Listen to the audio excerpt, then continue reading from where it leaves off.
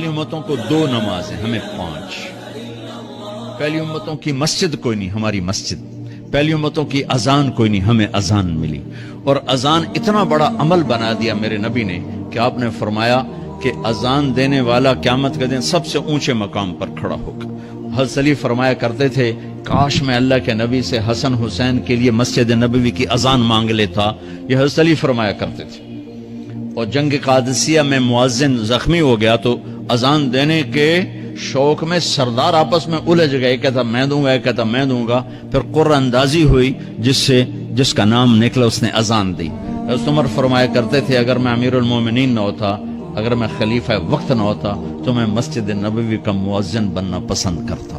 کسی کو اذان نہیں ملی، ہمیں اذان۔ پہلا مؤذن بلال بنا، پہلے مؤذن اللہ نے بلال کو یہ عزت عطا فرمائی۔ دنیا میں یہ ہے اور آخرت میں یہ ہے کہ میرے نبی نے فرمایا کہ جب جنت میں جانے کا وقت آئے گا نا تو جنت کی میرے لیے سواری لائی جائے گی، میں اس سواری پہ بیٹھوں گا تو اس کی جو وہ رسی ہوگی نا وہ ایسے نیچے گر جائے گی، نیچے گرے گی۔ اس رسی کے یعنی اس کی جو لگام ہوتی ہے نا وہ نیچے گرنے کا مطلب ہے یہ ایسے نیچے گر گئی۔ اب نیچے گرنے کا مطلب ہے کہ اس کی ڈرائیونگ میرے نبی نے نہیں کرنی، کوئی آنے والا ہے، کوئی ڈرائیور آنے والا ہے جو رسی پکڑ کے چلے گا، کوئی کوچبان آنے والا ہے جو اس کو پکڑ کے چلے گا۔ رسی کا گرنا ایک انڈیکیشن ہے کہ کوئی نصیب والا اب آئے گا۔ جب آپ کی سواری کھڑی ہوگی، رسی نیچے ہے تو اب سب کی گردنیں ایسے ہوں گی، کون، سب قیاس کر رہے کون کون کون۔ اللہ کی طرف سے اعلان ہوگا بلال کو بلایا جائے، بلال بلال۔ تو بلال آپ کی سواری کی لگام پکڑیں گے اور آپ نے فرمایا کہ سب سے پہلے میں جنت میں جاؤں گا اور بلال میرے ساتھ ہوگا، میری سواری کی لگام پکڑے ہو جائے گا۔ تو ہمیں اذان ملی، کسی امت کو اذان نہیں ملی۔ ہمیں 5 نمازیں ملی، کسی امت کو نمازیں نہیں۔ 2 نمازیں، ایک فجر کی 2 رکعت، عصر کی 2 رکعت۔ باجماعت نہیں، ان کو اپنی کتاب یاد نہیں، ہمیں قرآن یاد ہے۔ میرے مدرسے میں ایک بچہ اب ماشاءاللہ امریکہ میں وہ پڑھا رہا ہے، اس نے 30 دن میں قرآن یاد کیا۔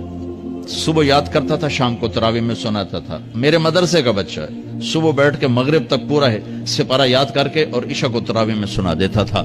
اللہ نے میں ایسا قرآن دے دیا کہ 1 مہینے میں بھی یاد ہو جاتا ہے۔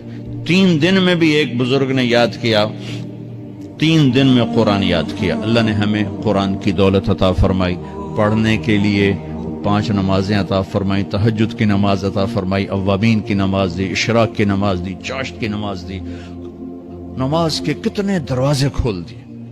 اور میرے نبی کی آخری نصیحت تھی میری امت نماز نہ چھوڑنا، نماز نہ چھوڑنا، نماز نہ چھوڑنا۔ اور اس 14 صدی میں کوئی موقع ہے نماز چھوڑنے کا تو وہ میرے نبی کے نواسے کی کربلا کا ہے کہ جب ظلم بھی انتہا پر تھا اور مظلوم بھی اپنی آخری حدوں پر تھا، اور کائنات نے نہ ایسا ظلم دیکھا، نہ ایسے مظلوم دیکھے، نہ ایسی پاکیزہ ہستیاں دیکھی، نہ ایسے درندے دیکھے۔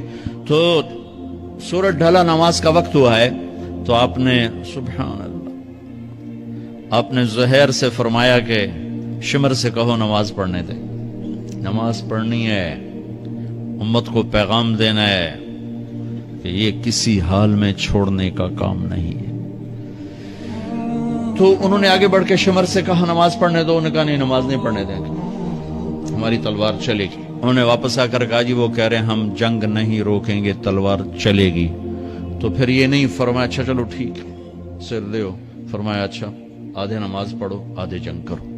آدھوں نے نماز پڑھی، آدھوں نے جنگ کی۔ پھر انہوں نے جنگ کی اور پہلوں نے نماز پڑھی، اور عصر سے پہلے سب کے سر کٹ کے نیزوں پہ چڑھ گئے۔ یہ وہ ہستیاں ہیں جن کو میرے نبی نے کہا میری آنکھوں کی ٹھنڈک حسن حسین، میرے جگر کے ٹکڑے، میرے جنت کے پھول، پتہ نہیں کیا کیا تشبیہات دی ہیں میرے نبی نے۔ اب جنت کے نوجوانوں کے سردار حسن اور حسین۔ اور پھر نماز نہیں چھوڑی۔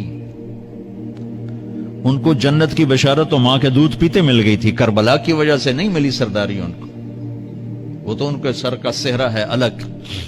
ان کو سرداری جنت کے ملی ماں کا دودھ پیتے ہوئے کہ جنت کے نوجوانوں کے سردار ہیں حسن اور حسین۔ نماز نہیں چھوڑی میرے عزیزو، نماز نہ چھوڑو۔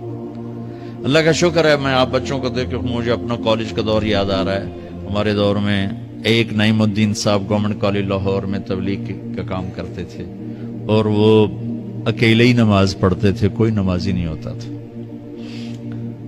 اور کسی لڑکے کی داڑھی نہیں تھی، کسی لڑکی سوا سے ایک نعیم الدین کی۔ اب ہر کالج میں جائے داڑھیوں والے بچے نظر آتے ہیں، ٹوپیوں والے بچے نظر آتے ہیں، کوئی لڑکی کے سر پہ دوپٹہ نہیں ہوتا تھا، کوئی ایجوکیشن تھی۔ اب لمز جیسی یونیورسٹی میں بھی لڑکیاں پورے برقعے میں ہوتی ہیں، حجاب میں ہوتی ہیں، نقاب میں ہوتی ہیں۔ جہاں برائی کا گراف اوپر گیا تو نیکی کا بھی اوپر گیا، جہاں برائی کا لیول اگر